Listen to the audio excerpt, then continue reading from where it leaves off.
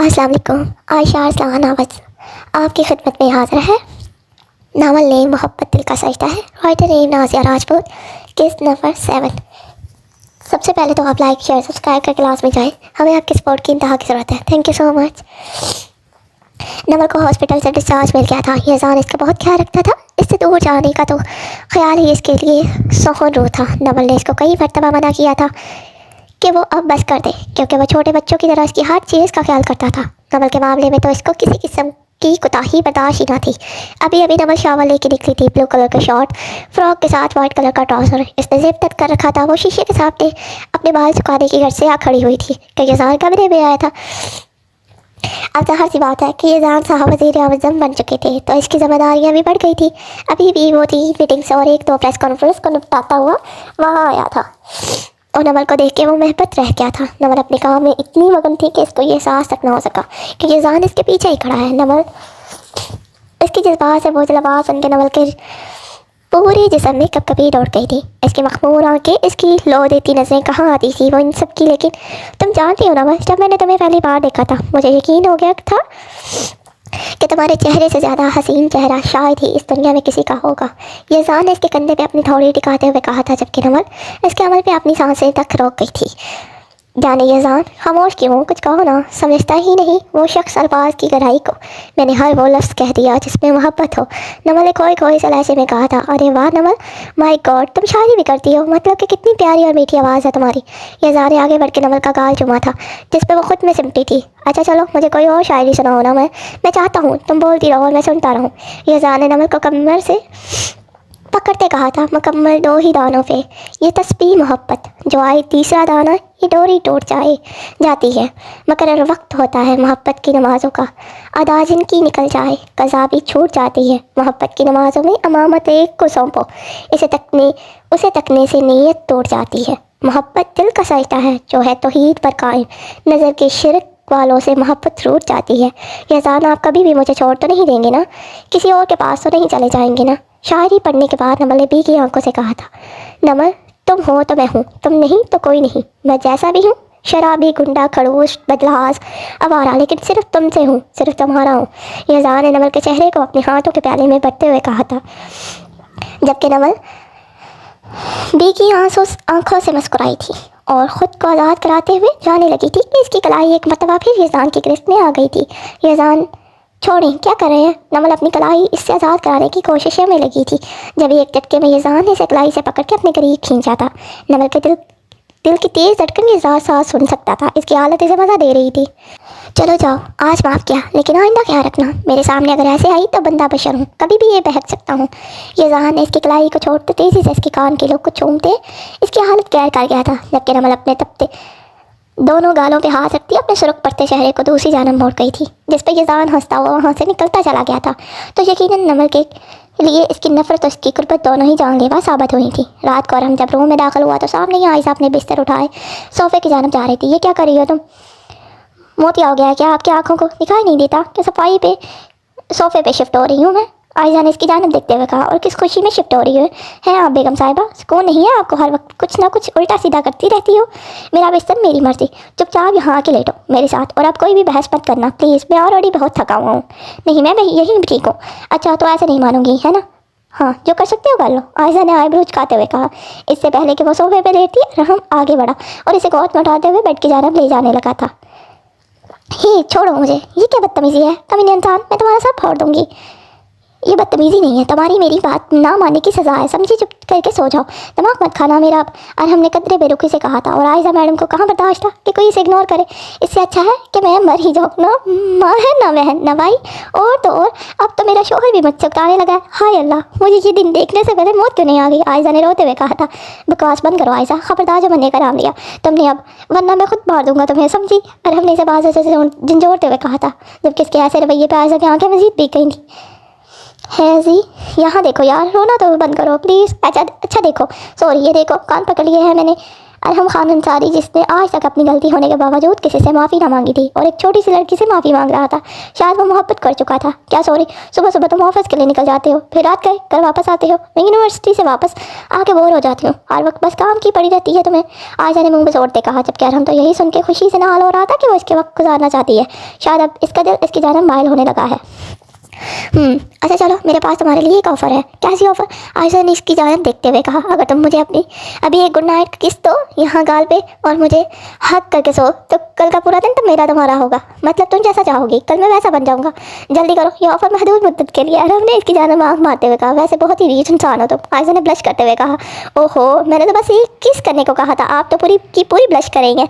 अरहम ने हंसते हुए कहा, मुझे मंजूर है ऑफ़र, ठीक है तो जो कहा वो करो। अरहम ने अपना गाल आगे किया था, जबकि आयशा अपनी आंखों को सख्ती से भींचते हुए इसके गाल पर लब रख गई थी और इसका लम्स पाते ही अरहम के होंठों पे एक गहरी मुस्कुराहट ने हाथा कर लिया था। आयशा की आंख सुबह 8 बजे खुली थी। इसने अपने साथ ही इमरान को लेटे हुए पाया था। कितना खूबसूरत था, मगरूर सा शहजादा, खुद में मगर रहने वाला, अपनी करने वाला, अपनी चलाने वाला। इसे कितना दुख दे चुका था। अगर इसे पता चल जाता कि वो इसकी मोहब्बत है तो शायद इसे यकीन ना हो पाता कि क्या वाकई मोहब्बत ऐसी होती है। अगर मुझे देखने का शौक़ पूरा हो गया हो तो उठ के हाथ पाँव भी हिला रहे, उठो और मेरे लिए नाश्ता बनाओ और आज से तुम ही मेरे सारे काम किया करो। मुफ्त की रोटियां तोड़ने के लिए नहीं रखा है मैंने तुम्हें। और आयशा इसके इस अंदाज पर शर्मिंदा होने के साथ साथ घबरा भी गई थी। अब क्या पूरी सदी यही खड़ा रहने का इरादा है क्या? सबसे पहले मेरे लिए वार्डरोब से कोई अच्छा सा सूट निकालो, मैं शावर लेने जा रहा हूँ और 5 मिनट है तुम्हारे पास। जल्दी से मेरे लिए नाश्ता बनाओ, मैं बस आ रहा हूँ। और हाँ, आयशा जो कि कमरे से बाहर निकलने की तैयारियों में थी, इसकी करख्त आवाज़ पर रुकने में मजबूर हुई थी। नाश्ता मेरे लिए तुम खुद बनाओगी, किसी भी बिलासमान से या फिर मोम से मदद लेने की ज़रूरत नहीं है, समझी? जी ठीक है। आयशा सर को हाँ में हिला गई थी। इसके वॉशरूम जाने के बाद इसने फ़ौरन से इसके लिए वाइट शर्ट और ब्लैक पैंट और साथ ही ब्लैक टाई निकाली थी। इसकी घड़ी, इसका वॉलेट भी इसने ढूंढ के टेबल पर रखा था और नीचे की जानब बाकी थी। किचन में पहुंचते इसने सामने मुलाजमा और हाजरा को पाया था। अस्सलाम वालेकुम। वालेकुम सलाम। अरे आयशा बेटा, तुम क्यों आ गई? नीचे कुछ चाहिए था तो मुझे या किसी मुलाजमा से कह देती ना, उन्होंने फिक्रमंदी से कहा, जिस पर बबी की आंखों समेत मुस्कुराती थी। नहीं मोम, वो एक्चुअली मुझे रमजान के लिए नाश्ता बनाना है। अरे तुम क्यों हल्कान हो गई बेटा? होगी बेटा, कोई बात नहीं, रमजान के लिए मैं ही नाश्ता बना देती हूँ। नहीं मोम, उन्होंने कहा था कि तुम खुद बनाना। आप प्लीज़ मुझे बता दें कि वो नाश्ते में क्या लेते हैं। बेटा वो ऑरेंज जूस के साथ ब्रेड जैम और हाफ फ्राई अंडा खाता है। तुम ऐसा करो, तुम जूस बना लो और ब्रेड ये जैम लगा दो जब तक मैं अंडा फ्राई कर लेती हूँ। नहीं मॉम, आप जाए ना, आराम करें, मैं कर लूँगी। हाशा बेगम ने बेचारी नज़र इस पर डाली। वो जानती थी कि अनगुलाह ने इसे ये सब अकेले ही करने को कहा होगा, इसलिए इसके सर पे हाथ रखती वो किचन से बाहर चली गई थी। आयशा इमरान के आने से पहले इसके लिए नाश्ता टेबल पर लगा चुकी थी। इमरान पूरी शान से सीढ़ियाँ उतरता नीचे आया था और कुर्सी खींच के बैठा था और सामने पड़ा नाश्ता देख इसका खून खोल उठा था। एक ही दफ़ा में इसने पूरा का पूरा नाश्ता उठा के फेंक दिया था कि आयशा समेत हाजरा और राहिल भी घबरा गए थे। यह क्या बदतमीज़ी है इमरान, वो बच्ची तुम्हारे लिए नाश्ता बना के लाई है इतनी मेहनत से, और तुम हो के तुम्हारे नखरे ही नहीं खत्म हो रहे। डैड आप इस मामले में खामोश रहिए प्लीज़, इमरान ने दांत पीसते कहा था, जिस पर राहिल ताव खा के रह गए थे। मुझे अभी के अभी एक कप चाय के साथ पराठा बना के दो। लेकिन इमरान तुम तो इतना बीवी हैवी नाश्ता सुबह नहीं करते। अब से करूँगा मॉम। नो मोर आर्गूमेंट्स। जाओ आयशा बना के लाओ। उसने अपनी लाल अंगार आंख के इसके आंखों में फिक्स करते कहा था और आयशा वहाँ से गधे के सिंह जैसे गायब हुई थी। चाय वो बना चुकी थी, लेकिन इसे रोटी बनाना नहीं आती थी। इसे रोटी बेलना और फिर से इसे उठा के बड़ा करना मुश्किल लगता था, और फिर इसने ये काम अपने घर में कभी नहीं किए थे जो कि अब इसे करने पड़ रहे थे। अभी वो तवे पर रोटी डालती वापस पलटी थी, जिसे तैसे करके इसने रोटी बना ही ली थी कि अचानक से इसका हाथ गर्म तवे को लगा और इसकी एक और ज़ोरदार चीख बुलंद हुई थी, जिसको सुन के फ़ौरन हाजिर अंदर आई थी। अरे आयशा बेटा, तुम्हारा हाथ बहुत ज़्यादा चल गया है, आओ मैं तुम्हें पट्टी कर दूँ और ये सब छोड़ो, लाजमा कर लेगी। नहीं आंटी मैं कर लूँगी, बस थोड़ा सा काम रह गया है। आंसू बतवाकर आंखों से बह रहे थे। आयशा ने पराठा प्लेट में निकालते चाय कप में डालते इमरान के सामने रखी थी। ये क्या नक्शा बना लाई हो? इमरान ने कफ से कहा था। इमरान तुम्हारी वजह से बेचारी का हाथ जल गया है, अब भी इसके पीछे पड़े हो, तुम शर्म आनी चाहिए तुम्हें। हाँ तो ज़रा सा हाथ ही जलाया है ना, मौत तो वाकई नहीं होगी इस मोहतरमा की। हाजरा ने इसे कुछ कहना चाहा था जब आयशा ने आंखों के इशारे से इन्हें मना करते अपने कदम ऊपर की जाना बढ़ाए थे। हाजरा बेगम एक मलामती निगाह बेटे में डालती आयशा के पीछे ही गई थी। अफसोस हो रहा है मुझे तुम पर इमरान कुरैशी। राहल भी वहाँ से वॉकआउट कर गए थे, जबकि इमरान ने जब्त करते हुए हथेली का मुक्का बना के पूरी कुव्वत से दीवार पर मारा था। आयशा ने आज ब्लैक कलर का फ्रॉक पहन रखा था, बुरे बालों को खोले इसने बैग में मेकअप के नाम पर सिर्फ गुलाबी रंग का ग्लोस लगाया था और आंखों में गहरा काजल डाले इसने अपनी सूजी हुई रोई हुई सुर्ख आंखों को छुपाने की कोशिश की थी। ये सब भी इसने हाजरा के कहने पे किया था। क्यों आज वो यज़ान और नवल से मिलने जा रही थी। इसने ब्लैक रंग की चादर को अपने कंधे पर डालते हुए ब्लैक कलर का ही दुपट्टा सर पे लिया था और अपना मोबाइल उठाते वो मोड़ी थी कि अमलान जो अभी अपने किसी काम से फारग होकर आया था इसे क्यों देख के ठटक के रुका था। इसका ये रूप देख के वो मैं बपती ही रह गया था, क्योंकि जब से इनकी शादी हुई थी इसने इसको यूँ त्यार ना देखा था। मोबिला शोभा एक खूबसूरत लड़की है। अमलान का दिल के मानने पर मजबूर हुआ था। इतनी बन सवर के कहाँ जा रही हो यहाँ? हाँ, वो कदम ब कदम इसके करीब आ रहा था, जबकि आयशा के कदम खुद ब खुद पीछे की जानिब उठ रहे थे। मैं यज़ान भाई से मिलने जा रही हूँ। ओह आई सी, लेकिन किसके इजाज़त से? हाँ, आयशा पीछे के साथ जा लगी थी और अमलान ने अपने दोनों हाथ दीवार के इर्द गिर्द रखते इसके फरार होने की राहें मसदूद की थी। मोम से इजाज़त ली है मैंने। ओह, तो क्या शोहर की इजाज़त की ज़रूरत नहीं है तुम्हें? वो इसकी बालों की लट को अपनी उंगली पर लपेटता हुआ बोला था। नहीं, क्योंकि आप मेरे शोहर नहीं हैं। अमलान ने एक नज़रे से देखा और फिर तमसिया मुस्कुराते हुए इसके मज़ीद करीब हुआ, इतना कि आयशा ने डर से अपनी आंखें मीच ली थी। तुम मानो या ना मानो, शोहर तो हूँ मैं तुम्हारा, और इस हैसियत से तुम मेरे इजाज़त के बिना कहीं आ जा नहीं सकती, और अभी भी तुम कहीं नहीं जाओगी। अपने भाई के घर पे नहीं समझ आई? अमलान ने इसकी आंखों में देखा जो लाल आंखें लिए इसे गो रही थी। ओह, तो मेरी बुलबुल को गुस्सा आ रहा है? हाँ, अमलान ने कमीनगी से हंसते हुए कहा था, जबकि आयशा ने एक ही जिसने अपना पूरा जोर लगाते हुए इसे धक्का दिया था और अमलान लड़खड़ाया था। क्या समझ के रखा है तुमने मुझे अमलान कुरैशी? हाँ, तुम्हारे लिए मैं किसी कठपुतली से कम नहीं हूँ कि जैसे जब दिल चाहा मुझे अपने इशारों पे नचाए। हाँ, तुम्हें क्या लगता है डरती हूँ तुमसे मैं? या फिर तुम जब चाहोगे, जिस टाइम चाहोगे वैसी बन जाऊँगी, जो कहोगे इस पे बिना सोचे समझे ताबेदारी से सर हिला दूँगी। और अगर ऐसी सोच रखते हो ना तो तुम यकीनन बहुत जल्द पछताने वाले हो। तुम ना मैं मज़ीद तुम्हारे जुल्म और सितम सहूँगी, ना मज़ीद तुम खुद से खेलने दूँगी। तुम्हारा सामना करने की हिम्मत है मुझ पे। मेरी खामोशी को मेरी हार कभी मत समझना। एक बात याद रखना अमलान कुरैशी, औरत जब नज़ाकत छोड़कर मजबूती थाम ले तो इस जैसा पत्थर कोई नहीं। अमलान इसकी बात सुन के सख्त रह गया था, क्योंकि अरहम ने आयशा से वादा किया था कि आज का दिन सिर्फ इसका था, इसलिए वो दोनों सुबह ही अपनी सफ़र पे निकल पड़े थे। आयशा की फरमाइश थी कि मरी जाया जाए, लिहाजा हमने इसका कहा मानते हुए मरी का ट्रिप प्लान किया था। चूँकि मरी में ठंड मामूल से ज़्यादा होती है, लिहाजा आयशा हमने जीन्स के साथ लॉन्ग कोट और मफलर ले रखे थे। आयशा ने बेबी पिंक कलर के कोट के साथ ब्लू जीन्स पहन रखी थी और सीधा अरहम के दिल में उतर रही थी, और अरहम ने ब्लू जो जीन्स पे ब्लैक लॉन्ग कोट पहन रखा था। आज आयशा ने अरहम को गौर से देखा तो ये मानने पे मजबूर हुई थी कि वाकई वो दिल धड़का देने तक का हुस्न अपने पास रखता था। अरहम जो आयशा का हाथ पकड़े सीधा चलता जा रहा था, अचानक से आयशा के पकाने पर रुका था। थैंक यू, वो किस लिए? अरहम ने पूछा था। मेरी बात मानने के लिए और मुझे टाइम देने के लिए। आयशा अरहम को मुस्कुराती नज़रों से देखते हुए बोली थी, जिनसे मोहब्बत की जाए इनकी हर बात मानने को लाजम हो जाता है माई ब्यूटीफुल लेडी। अरहम ने इसकी जाना मोहब्बत पाश नज़रों से देखते कहा, जबकि आयशा का दिल जोर से धड़का था। तो क्या तुम्हें मुझसे मोहब्बत है? आयशा ने हैरान कुन नज़रों से देखकर पूछा था। तुम्हें क्या लगता है? अरहम मुस्कुराते हुए बोला, जबकि आयशा ने फ़ौरन अपनी नज़रों का जाविया बदल लिया था। शायद वो उसकी आंखों में वो जज्बात दे चुकी थी और अब इनसे भाग रही थी। आयशा यहाँ देखो। आयशा जो कि अरहम की जान मुड़ी थी, एक बर्फ़ का गोला इसके मुंह पे जाके लगा था, जो कि अरहम साहब की काश्तारी थी। अरहम के बच्चे, रुको, नहीं छोड़ूंगी तुम्हें। अब मंजर कुछ यूँ था कि अरहम आगे आगे और आयशा पीछे पीछे थी। वो दोनों हंसते मुस्कुराते एक दूसरे में खोए हर एक चीज़ को फरामोश किए हुए थे। कितने मुकम्मल लगते थे वो दोनों साथ में। दफतन आयशा का पाँव फिसला था और इसके बचाते बचाते अरहम भी इसके ऊपर आन गिरा था। बैक वक्त दोनों के कहके फ़ज़ा में बुलंद हुए थे। अरहम, तुम्हें पता है मैंने आज खुल के महसूस किया है कि खुशी क्या होती है। आज पता चला है मोहब्बत क्या होती है। यूँ समझ लो कि मैंने ज़िंदगी को महसूस किया है। तुम्हें पता है मैं उड़ना चाहती हूँ, और इस वक्त तुम्हारे साथ इन लम्हों की इज़्ज़त में मैं खुद को हवाओं में उड़ता हुआ महसूस कर रही हूँ। आयशा ने अरहम की आंखों में अपनी हेजल आंखें काटते कहा था। अरहम की आंखों में चमक उतर आई थी। वो इसके इसी इज़हार पे जी उठा था कि इसका साथ इसके बहुत मानी रखता था। क्या बात है, आज बहुत रोमांटिक हो रही हो मेरी बेगम, अरहम ने हंसते हुए कहा था, जबकि आयशा इसके यूँ कहने पर मुस्कुराई थी। आयशा ने जैसे ही घर में कदम रखा था, सामने नमल को पाते वो खुशी से इसकी जाना पड़ी थी। अरे आयश, तुम? अस्सलाम वालेकुम। वालेकुम अस्सलाम, कैसी हो मेरी जान? आयशा ने नमल को गले लगाते कहा था। अल्हम्दुलिल्लाह, तुम कैसी हो आयश? मैं भी ठीक, बिल्कुल। आओ ना बैठो, खड़ी क्यों हो? कैसी हो और कैसे आना हुआ? कितना मिस कर रही थी मैं तुम्हें, नमल ने इसे देखते कहा था। बस तुम्हारी और भाई की याद आ रही थी तो सोचा मिल लूँ। बहुत अच्छा किया, अब आई हो तो तुम्हें अपना हाथ का खाना भी खिलाऊंगी और काफ़ी भी पिलाऊंगी। अमलान भाई नहीं आए? नमल ने पूछा था। नहीं, आयशा ने मुख्तसर कहा था। भाई कहाँ है? हाँ, वो ऊपर ही है, लो आ गए। नमल यज़ान को नीचे आते हुए देखते बोली थी। अरे मेरी गुड़िया आई है। अस्सलाम वालेकुम भाई, कैसे हैं? वालेकुम सलाम, बिल्कुल ठीक। तुम कैसी हो? और आज कैसे भाई की याद आ गई? यज़ान की आंखों में नमी उतर आई थी, जिसको देखते आयशा समेत नमल भी तड़प उठी थी। क्यों किया? क्या आपकी याद भी आप नहीं आ सकती क्या? अरे ऐसी बात नहीं है, जब चाहो आ सकती हो, तुम्हारा अपना घर है। क्यों नमल? बिल्कुल ठीक कह रहे हैं, हफ्ते में एक दफ़ा लाजमी चक्कर लगा लिया करो, मैं अकेली बोर हो जाती हूँ। तो तुम क्यों नहीं आती घर? नमल वो तुम्हारा भी घर है ना। आयशा ने इसके हाथ पे अपना हाथ रखा था जबकि नमल की आंखों में नमी उतरी थी। उतरते देख के यज़ान ने सख्ती से अपने लब बीस लिए थे। Arham let's have some fun. मतलब कि तुमने कहा था कि जैसा आज मैं बोलूँगी करोगे तुम, राइट ओके।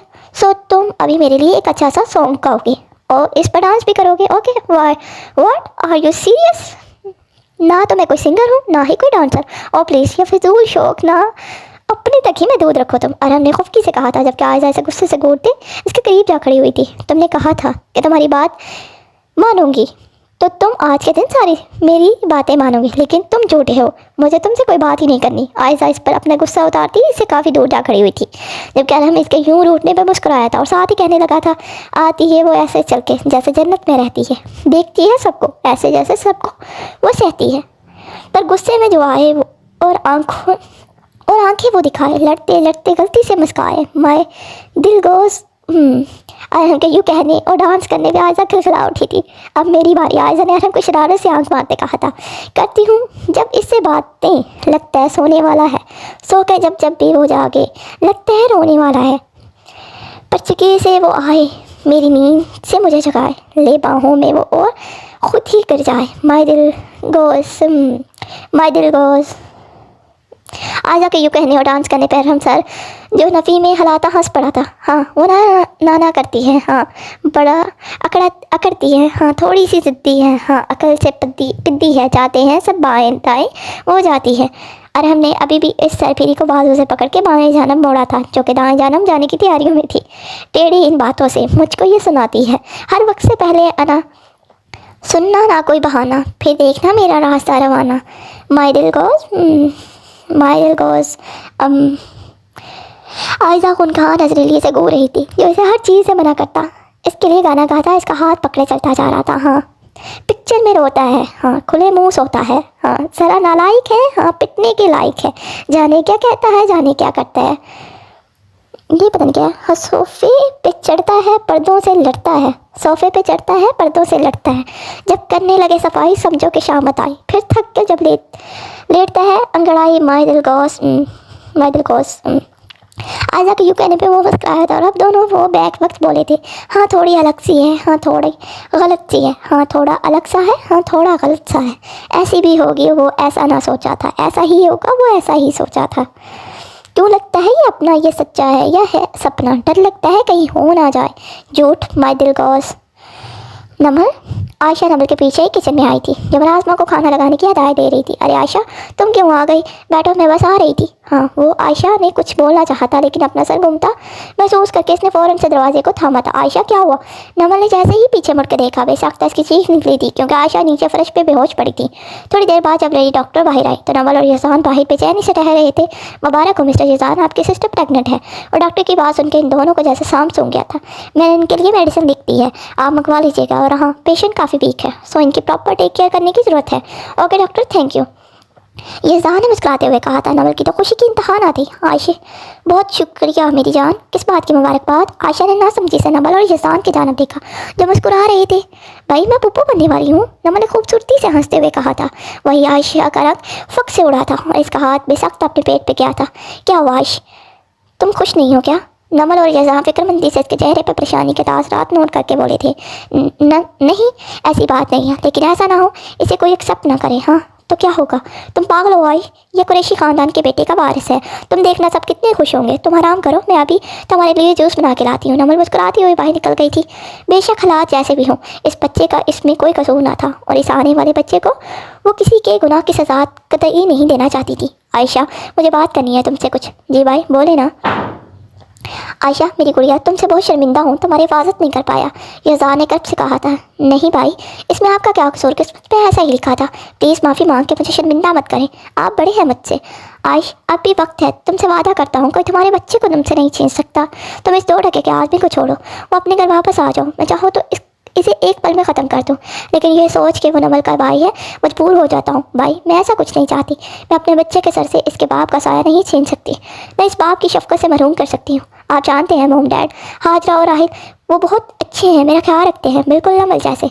और वो इमरान भाई, आप जानते हैं मैं आपकी बहन हूँ तो बहादुर तो होंगी ना, किसी का भी सामना कर सकती हूँ। आप सब मेरे साथ हैं, इसलिए मेरी टेंशन मत लें, बस दुआ करती करें मेरे लिए। अल्लाह पाक तुम्हारे नसीब बहुत अच्छे करे, आमीन सुम्मा आमीन। आयशा अब कदरे बेहतर महसूस कर रही थी, इसलिए नवल और यज़ान के साथ लाउंज में बैठी कॉफ़ी से लुत्फ़अंदोज़ हो रही थी। अस्सलाम वालेकुम। वालेकुम अस्सलाम भाई, आप यहाँ? वो तीनों इमरान को वहाँ पाके हैरान थे। हाँ क्यों, क्या अपने ससुराल में अपनी ही बीवी को लेने नहीं आ सकता? इमरान ने यज़ान की जानब तनसे मुस्कुराहट उछालते कहा, जिस पर यज़ान ने अपने हाथ की मुट्ठियाँ बेच ली थी। कैसी हो गुड़िया? इमरान ने नवल को सीने से लगाते हुए कहा था। जी ठीक हो भाई, आप कैसे हैं? और मोम डैड कैसे हैं? अल्हम्दुलिल्लाह सब ठीक है।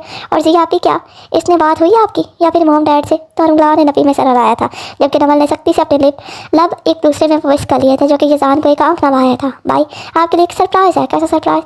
अब की बार आयशा ने छीन बेचैनी से पहलू बदला था। अरे भाई आप पापा बनने वाले हैं? व्हाट? इमरान ने हैरत और खुशी के मिले जुले तासरात लिए कहा था। सीरियसली ये सच है क्या? आयशा इमरान उठ के आयशा के पास गया और इसके पास नीचे ही बैठ गया था और इसके हाथों को अपने हाथों में लिया था। और जब आयशा ने हाँ में सर हिलाया था तो इमरान ने फ़ौरन इसके हाथों को चूम लिया था। जबकि ये सब देख के यज़ान पहले हैरान हुआ था, फिर ये सोच के मुस्कुराया था कि शायद माँ बाप बनने की खुशी ही इतनी अनोखी और ज़्यादा होती है कि इंसान का खुद पर इख्तियार नहीं रहता। जबकि नवल इन दोनों को यूँ देख के मुस्कुराई थी और आयशा सुर्ख पड़ते चेहरे के साथ ये सोचने में मसरूफ़ थी कि ये कैसा इंसान है, पल में तोड़ा और पल में माशा। अच्छा साले साहब इजाज़त दें, अब हम चलते हैं। मोम डैड को भी ये खुशी की खबर देनी है, वो सुन के तो खुशी से बोले नहीं समाएंगे। इमरान की बात पे यज़ान और नवल के साथ आयशा भी मुस्कुराई थी। अरे भाई अभी तो आए हैं, आप ना कुछ खाया है ना पिया है। गुड़िया इंशाल्लाह फिर कभी सही, अभी थोड़ी जल्दी में हूँ। और हाँ नवल, आयशा की जानब से बेफिक्र हो जाओ, अब इसका ख्याल रखना मेरी जिम्मेदारी है। इमरान ने आयशा की कमर में हाथ डालते इसे खुद से करीब करते कहा था, जबकि आयशा ने अपना आप छुड़ाने की कोशिश की थी, लेकिन बेसुध नवल ने सुख का सांस दिया था और यज़ान को आंखों के इशारे से तसल्ली दी थी, जिस पर यज़ान मुस्कुरा रहा था। तुमने मुझे फ़ौरन क्यों नहीं बताया फ़ोन करके? इतनी बड़ी बात है ये, आपको बताना ज़रूरी नहीं समझती मैं। Got it? व्हाट? दिमाग ठीक है तुम्हारा? बाप हूँ मैं इस बच्चे का। हाँ लेकिन बदकिस्मती से क्या बकवास की है तुमने? इमरान के बर्दाश्त से अब बाहर हुआ था और यकदम इसने गाड़ी को ब्रेक्स लगाई थी, जिस पर आयशा घबरा गई थी। क्या कहा तुमने कि तुम्हारी बदकिस्मती ये है कि मैं इस बच्चे का बाप हूँ? हाँ, इमरान ने आयशा की बालों को अपनी सख्त गिरफ्त में लिया था। हाँ यही कहा मैंने। और क्या समझते हैं आप, मलकियत नहीं हूँ मैं आपकी। आपके छूने से मुझे नफरत महसूस होती है, घिन आती है मुझे आपसे, आपके इस घटिया लम्ब से। एक बात याद रखना, आपके कि कभी भी अपने बेटे को आप जैसा नहीं बनाऊंगी, इस औरत की इज्जत करना सिखाऊंगी। आयशा सुरख आँख के लिए बोली थी, जबकि इमरान के सफ़र का पैमाना लबरेज हुआ था और वो इसकी धड़कनों समेत इसकी सांसों को भी मुंतशिर कर गया था। इसके लम्स में इतनी शिद्दत और गुस्सा था कि जैसे आज वो इसकी रूह इसके जिस्म से खींच लेगा। आयशा ने बार खुद को आज़ाद करवाने की कोशिश की, लेकिन जितनी बार वो ऐसा करती इसके लम्स में मज़ीद शिद्दत आ जाती थी, जबकि इमरान को इसके आंसू अपने चेहरे पर पड़ते महसूस हुए। जब जाके इसने इसको अपनी गिरफ्त में आज़ाद किया था और आज़ादी मिलने पर वो खींच के सांस लेने की कोशिश करने लगी थी। अलबत्ता इमरान ने अभी भी इसे कमर से जकड़ रखा था। उम्मीद है कि आइंदा मेरे सामने अपना मुँह बंद रखोगी। और हाँ, ये बात अपने दिमाग में बैठा लो कि तुम मेरी मलकियत हो, तुम्हारे इस नाजुक वजूद पर सिर्फ मेरा हक़ है। तुम्हें घिन आती है ना मुझसे, मेरे घटिया लम्स से? इस लम्स का तमाम तर उम्र बर्दाश्त करना है तुमने। अपने अंदर मौजूद जहर को अंडेल तो तुम्हारे वजूद में मैं कतरा कतरा करके अंडेलूँगा कि तुम्हें खुद से नफरत हो जाएगी। और एक बात याद रखना, इमरान को रेशी कतई तौर पे अपने हक़ से दस्तबरदार नहीं होता। एक झटके में से खुद से दूर करते जैसे वो कोई अछूत हो, इसे सस्कने पे मजबूर कर गया था। प्लीज़ लाइक शेयर सब्सक्राइब करें एंड बेल आइकन जरूर क्लिक कीजिए ताकि हर आने वाली एपिसोड आप तक सबसे पहले मैसर हो। एंड अगली एपिसोड जल्द आएगी। Thank you so much.